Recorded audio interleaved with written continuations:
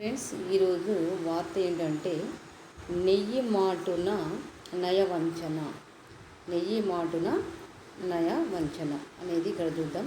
కుళ్ళినటువంటి జంతు వ్యర్థాలతో తయారు కావడం జరుగుతుంది. నెయ్యి మాటున నయవంచన అనేది మోసం జరుగుతుంది.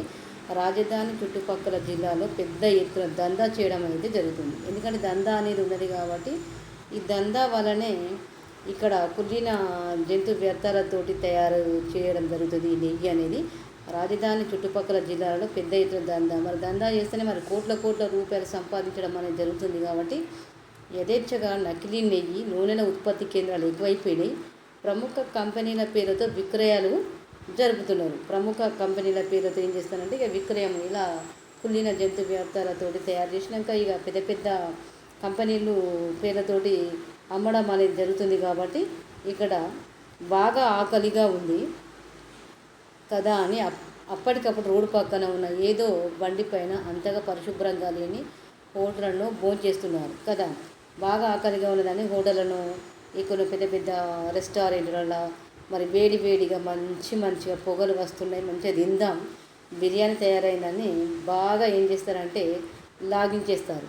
అంటే తింటారు. ఇక ఆకలైందని ఎక్కడైతే ఇంత తింటామా అన్న ఉద్దేశంతో ఇక బిర్యానీ దొరకదో అని ఏం చేస్తారంటే వేడిగా ఉన్నదని మరి తింటారు. ఏదో ఒక చిన్నపాటి దుకాణంలో స్వీట్ కొనుక్కొని తినడం ఆరోగ్యంగా, మరి ఆరోగ్యం ఏమైతే అంటే గుల్లైనట్టే. ఎందుకంటే ఆహార పదార్థాలు వాడిన నెయ్యి మరి ఎలాంటి నెయ్యి అనేది తినేటువంటి వ్యక్తులకు తెలియదు కదా. కుళ్ళిన జంతు వ్యర్థాలతోటి తయారు చేసింది అవి ఉండవచ్చు అని ఊహించుకుంటే భయం వేస్తుంది. ఎందుకంటే ఆకలితో ఉన్న వాళ్ళని ఏదో ఒకటి స్వీటో లేకుంటే బిర్యానీ లేకుంటే ఇంకా ఏదైనా పదార్థాలతో తయారు చేసినటువంటి వాటిని ఆకలిగా ఉన్నప్పుడు తింటాం కదా. అలా మరి ఈ కుళ్ళిన జంతు వ్యర్థాలతో తయారైనటువంటి నెయ్యి ఇంత మరి ఇంత చాటున విక్రయాలు జరుగుతున్నాయంటే చిన్న హోటళ్ళు చిన్న వాటిలో కూడా మన ఆరోగ్యాన్ని గుర్తుంచుకొని అక్కడ ఏం తినాలి ఏం చేయాలి అనేది మరి తినే ముందు ఆలోచన చేసుకొని కుళ్ళినటువంటి జంతు వ్యర్థాలతో తయారు చేస్తున్నారు అని కొద్దిగా ఊహించుకొని కొద్దిగా ఆలోచన చేసుకున్నట్లయితే ఆరోగ్యం అనేది మరి ఆరోగ్యం అనేది చెడిపోకుండా ఉంటుంది, మంచిగా ఉంటారు. ఎందుకనంటే ఇంట్లో తయారు చేసినటువంటి వాటిని తినాలి కానీ ఎక్కడ పడితే అక్కడ తినకూడదు. తింటే మాత్రం ఆరోగ్యం గుల్లైనట్టే అని ఇక్కడైతే ఇవ్వడం జరుగుతుంది. చెంగిచెర్ల, జియాగూడ, అంబర్పేట, రామనాస్పుర కబీలాల నుంచి జంతు వ్యర్థాలను నిబంధనల ప్రకారం చెంగిచెర్లలోని 2 రింగు ప్లాంట్లకు తరలించాయి. అలా జరగడం లేదు. అలా జరగడం లేదు. ఈ వ్యర్థాలను కొందరు కొనుగోలు చేసి రాజధాని చుట్టుపక్కల జిల్లాల పరిధిలో ఉన్న కొండ ప్రాంతాలకు పంపిస్తున్నారు. ఇంకొందరు జంతువులను విక్రయించే కేంద్రాల నుంచి నేరుగా సేకరించి కల్తీ నెయ్యి నూనెల తయారీ కేంద్రాలకు తరలిస్తున్నారు. ఆ జంతు వ్యర్థాలను నెయ్యిగా మార్చే అనధికారిక కేంద్రాలు రాజధానితో పాటు చుట్టుపక్కల జిల్లాలో 70 నుంచి రాజధానితో పాటు చుట్టుపక్కల జిల్లాలో 70 నుంచి 100 వరకు ఉన్నట్టు తెలిసింది. అంటే 70 నుంచి 100 వరకు మరి విక్రయ కేంద్రాలు, ఈ కల్తీ నెయ్యి తయారయ్యేటువంటి కేంద్రాలు మరి రాజధాని దగ్గరలో చాలా ఉన్నాయి. అంటే ఇంత జరుగుతుంటే కూడా ఎవరికి తెలుస్తలేదు. మరి రాజధానిలో ఉన్న వాళ్ళకు కూడా ఎవరికి తెలుస్తలేదు. ఇంత మోసము, నెయ్యి మాటున నయవంచన అనేది జరుగుతుంది. కుళ్ళిన జంతు వ్యర్థాలతోటి తయారైనటువంటి నెయ్యి తయారవుతుంది. మరి తినుబండారాలు బండి పైన రోడ్డు పక్కన చేసేటువంటి మరి అంత కమ్మగా ఉండేటువంటి నూనెలు ఎట్లా తయారవుతాయి అని ఒకసారి ఆలోచన చేసుకుంటే మాత్రం మీ ఆరోగ్యాన్ని మీరు కాపాడుకున్న వాళ్ళు అవుతారు. ఇక బోధకులు లేరు, విద్యార్థులు లేరు. వికారాబాద్ జిల్లా కొడంగల్ నియోజకవర్గంలోని దౌలతాబాద్లో ప్రభుత్వ జూనియర్ కళాశాల ఇది అన్నమాట. ప్రభుత్వ జూనియర్ కళాశాల వికారాబాద్ జిల్లా కొడంగల్ నియోజకవర్గంలోని దౌలతాబాద్లోని ప్రభుత్వ జూనియర్ కళాశాల గత విద్యా సంవత్సరం 2023-24లో మంజూరైంది. 2023-24లో ఇది మంజూరైంది. ఉన్నత పాఠశాల భవనంలోనే దీన్ని ప్రారంభించడం జరిగింది. ఇంటర్ ప్రథమ సంవత్సరంలో 19 మంది విద్యార్థులు చేరారు. మొత్తానికి అయితే దీన్ని 2023-24 సంవత్సరంలో మరి మంజూరు చేసిన తర్వాత ప్రథమ సంవత్సరంలోనే 19 మంది విద్యార్థులు చేరడం జరిగింది. పాఠాలు చెప్పేవారు లేక అర్థం కాక, మరి పాఠాలు చెప్పేవాళ్ళు లేకపోతే ఏమర్థమవుతుంది? పాఠాలు చెప్పేవాళ్ళు లేక అర్థం కాక మరి తుది పరీక్షలో ఒకరు పాస్ కాలేదు. ఏడాది ఒకరిద్దరు చేరిన కళాశాల పరిస్థితిని గమనించి వెళ్ళిపోవడం అయితే జరిగింది. మరి ఇంత ప్రభుత్వ కళాశాలలు కడతారు, ఇలా ఇలా మరి లెక్చరర్లను మాత్రం నియమించరు. ఇది మరి ఖాళీలు ఉన్నాయంటారు, ఖాళీలు లేవని అంటారు, భర్తీ ఉన్నది అని అంటారు, భర్తీ చేయలేదంటారు. మరి ఈ విద్యార్థులు ఎందుకు ఇట్లా వేరే ప్రైవేటు కళాశాలలో ఎందుకు జాయిన్ అవుతారు కదా? దీంట్లో సక్రమంగా నిర్వర్తిస్తాయి కదా వాళ్ళు చదువుకునేది. ఒక్కరు పాస్ కాలేదు, ఎందుకవుతారు? ఒక్కరు కూడా పాస్ కారు. చెప్పే విధానంగా బట్టి ఉంటే అందరూ పాస్ అవుతారు. ఇక్కడ అర్థం కాక తుది పరీక్షలో ఒక్కరు పాస్ కాలేదట. ఏడాది ఒక్కరిద్దరు చేరిన కళాశాల పరిస్థితిని గమనించి వెళ్ళిపోయారు. అంటే ఇంత పెద్ద కళాశాల పెట్టుకొని ఒక్కరిద్దరే ఇందులో చేరినట. ఉన్న ఇద్దరు కూడా మరి వచ్చేది ఏడాది ఉంటారో పోతారో తెలియదు. ఇది కొడంగల్ జూనియర్ కళాశాల విధానం అన్నమాట. ఇక్కడ చూసినట్లయితే బోధకులు లేరు, విద్యార్థులు లేరు. తెలంగాణ ఏర్పాటు తర్వాత 24 జూనియర్ కళాశాల మంజూరు ఎందుకు చేసినట్టు? 24 జూనియర్ కళాశాల మంజూరు ఎందుకు చేసినట్టు? అలా ఉపాధ్యాయులను ఎందుకు నియమించినట్లు? 19 కాలేజీలకు అధ్యాపకులు పోస్టులే లేవంట. 19 కాలేజీలకు. వేరే కళాశాలలో తరగతులకు హాజరవుతున్న విద్యార్థులు మరి కారా? వేరే కళాశాలలో మరి చెప్పే బోధకులు లేనప్పుడు వేరే కళాశాలకు అయితే వెళ్ళడం అయితే జరుగుతుంది కదా. 19 కాలేజీల అధ్యాపకులు అంటే ఎంతోమంది నిరుద్యోగులు ఉన్నారు, చదువుకునే వాళ్ళు ఉన్నారు. వాళ్ళను రిక్రూట్ చేసుకొని వాళ్ళకు ఉద్యోగం వచ్చేటువంటి సాలరీ ఎంత ఉంటుందో మరి అంత తక్కువ ఇచ్చి ఎంతో కొంత ఇచ్చి రిక్రూట్ చేసుకోవడానికి 19 కాలేజీలలో అధ్యాపకులు పోస్టులు లేవు అని అంటే ఇక మరి వేరే తరగతులకు పిల్లలైతే వెళ్ళడం అనేది జరుగుతుంది కదా. ఇట్లున్నది వ్యవహారం అయితే ఇట్లున్నది. రాష్ట్రంలో కొత్త ప్రభుత్వ జూనియర్ కళాశాల పరిస్థితి అధ్వానంగా మారింది.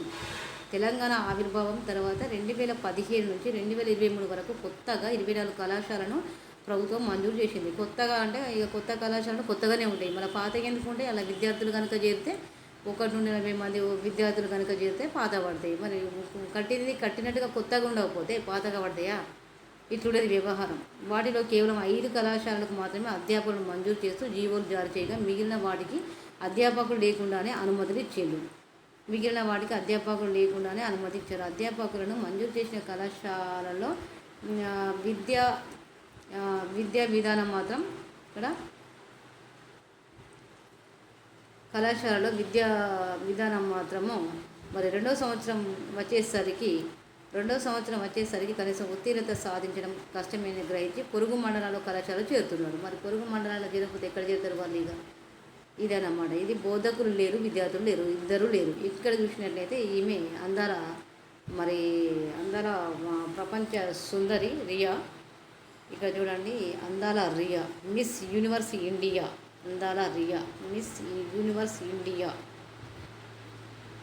ఇక్కడ చూడండి, మిస్ యూనివర్స్ ఇండియా అందాల Riya Miss Universe India. Gujarat రాష్ట్రానికి చెందిన 18 ఏళ్ల Riya Singh Miss Universe India 2024 title గెలుచుకున్నారు. వీళ్ళు టైటిల్ అయితే గెలుచుకోవడం జరిగింది. మిస్ యూనివర్స్ ఇండియా అంతర్జాతీయ వేదికపై భారత్ తరపున మిస్ యూనివర్స్ కిరీటం కోసం పోటీ పడే అవకాశాన్ని దక్కించుకున్నారు. చిన్నతనంలోనే పేరు చెప్పడానికి సిగ్గుపడిన ఆమె మోడలింగ్లో రాణించే క్రమంలో తనను తాను ఎలా తీర్చిదిద్దుకున్నారనేది ప్రశ్నార్థకంగా మారిందట. కిరీటం అందుకునేందుకు ఎలాంటి కృషి చేశారు అంటే చాలా వరకు కృషి చేస్తేనే మరి అందాల రియా మిస్ యూనివర్స్ ఇండియాగా మారిపోయింది. ఈ అందాల రియా అంటే 18 సంవత్సరాల వయసులోనే ప్రపంచ సుందరి అయిపోయింది. మిస్ యూనివర్స్ కిరీటం కోసం పోటీ పడే అవకాశాన్ని దక్కించుకున్నారు. చిన్నతనంలో పేరు చెప్పడానికి సిగ్గుపడిన మోడలింగ్లో రాణించేందుకు తనకు తాను ఎలా తీర్చిదిద్దుకున్నారనేది మరి ఆమె అందుకున్నాక తెరిచిపోయిందట. రసాయనాల వినియోగం ఎలా రసాయనాల వల్ల ఏ విధంగా వినియోగం ఉంటుందంటే తేనెటీగలకు హానికరం. తేనెటీగల పంటలపై పిచికారి చేసే క్రిమిసంహారక మందులతో తేనెటీగలకు ముప్పు వాటిల్లుతుందన్న తాజా అధ్యయనాల్లో వెల్లడైంది. ఈ నేపథ్యంలో ఏలూరు జిల్లా విజయరాయలోని విజయరాఘవన్ తేనెటీగల పరిశోధన కేంద్రం, తేనెటీగల పరిశోధన కేంద్రం శాస్త్రవేత్త మోహన్ రావు తేనెటీగల పెంపకందారులను పలు సూచనలు అయితే చేయడం జరిగింది. మరి ప్రమాదాలు ఎలా ఉన్నాయంటే పొద్దుతిరుగుడు, నువ్వులు, ఆవాలు, కుసుమలు, పత్తి, కొబ్బరి, మామిడి, నిమ్మ, నారింజ, బత్తాయి, పుచ్చ, దోస, కర్బూజ మొక్కల్లో మకరందం ఎక్కువగా ఉంటుంది కదా. ఇందులో పొద్దుతిరుగుడు పువ్వులో మకరందమే ఉంటుంది. నువ్వులు, ఆవాలు, కుసుమలు, పత్తి, కొబ్బరి, మామిడి, నిమ్మ, నారింజ, బత్తాయి, పుచ్చ, దోస, కర్బూజ మొక్కలో మకరందం అనేది ఎక్కువగా ఉంటుంది. ఈ తేనెటీగలు ఆహార సేకరణకు పట్టు ఉన్న చోట నుంచి 5 కిలోమీటర్ల పరిధిలోని పుష్పాల నుంచి మకరందం సేకరిస్తాయి. పంటలపై పురుగు మందులు పిచికారి చేసినప్పుడు పుప్పొడి మకరందం కూడా కలుషితమవుతుందట. ఏది పిచికారి చేసినప్పుడు, పంటలపై పిచికారి చేసినప్పుడు ఏమైతుంది, ఆ పువ్వుపై ఉన్నటువంటి పుప్పొడి కలుషితమైపోతుంది. తేనెటీగలు వాటిపై వాలి మకరందం సేకరిస్తే విష ప్రభావంతో చనిపోతాయి. అలా తేనెటీగలు రసాయన పదార్థాల వల్ల మరి చనిపోవడం అనేది జరుగుతుంది. ఇక తేనె కూడా కరువయ్యేటట్టున్నది, రాను రాను తేనె కూడా కరువైపోతుంది. ఎందుకంటే తేనెలు పెట్టినటువంటి మంచి తేనెటీగలు పెట్టినటువంటి తేనె ఇక దొరుకుడు కూడా చాలా కష్టమే ఉంటుంది. ఎందుకంటే పంట పొలాలపైన రసాయనాలు చల్లడం వల్ల పువ్వుపై ఉన్నటువంటి పుప్పొడి నువ్వులు వాటిలో ఉన్నటువంటి మకరందం అంతా పోయినాక దానిపైన ఈ తేనెటీగ వాలి దానిలో ఉన్నటువంటి మకరందాన్ని పీల్చినప్పుడు తేనెటీగలు అయితే మరి చనిపోవడం అనేది జరుగుతుంది. ఇక్కడ సగటున 100 పట్టులు నిర్వహిస్తుండగా ఒక్కో పట్టుకు ఏడాదికి 20 కిలోల చొప్పున మొత్తం 2000 కిలోల వరకు తేనె ఉత్పత్తి చేస్తున్నారు. చూడండి తేనె టీగల వల్ల ఎంత ఉపయోగం ఉన్నది. చాలా వరకు ఉపయోగం రైతు కూడా చాలా వరకు ఎంతో కొంత డబ్బును మరి పొదుపు చేసుకోవడం జరుగుతుంది. ఇతరులు కూడా తేనెను దాన్ని తీసుకొని అడవులలో తిరిగి తేనెను తీసుకొని అమ్ముకొని వారి యొక్క జీవనాన్ని కూడా మరి తీసుకునే వాళ్ళు కూడా ఉన్నారు. అలా అని మరి రసాయన వల్ల అయితే తేనెటీగలు చనిపోవడం జరుగుతుంది. ఇక్కడ ఏలూరు జిల్లా విజయరాయి తేనెతో పరిశోధనా కేంద్రంలో తేనెటీగలను పరిశీలిస్తున్న నిర్వాహకులు ఇక్కడ తేనెటీగలను అయితే ఇక్కడ పరిశీలించడం అయితే జరుగుతుంది ఏలూరులో. ఓకే ఫ్రెండ్స్, ఈ వీడియో కనుక నచ్చినట్లయితే లైక్ చేయండి, సబ్స్క్రైబ్ చేయండి, కామెంట్ చేయండి. ఓకే.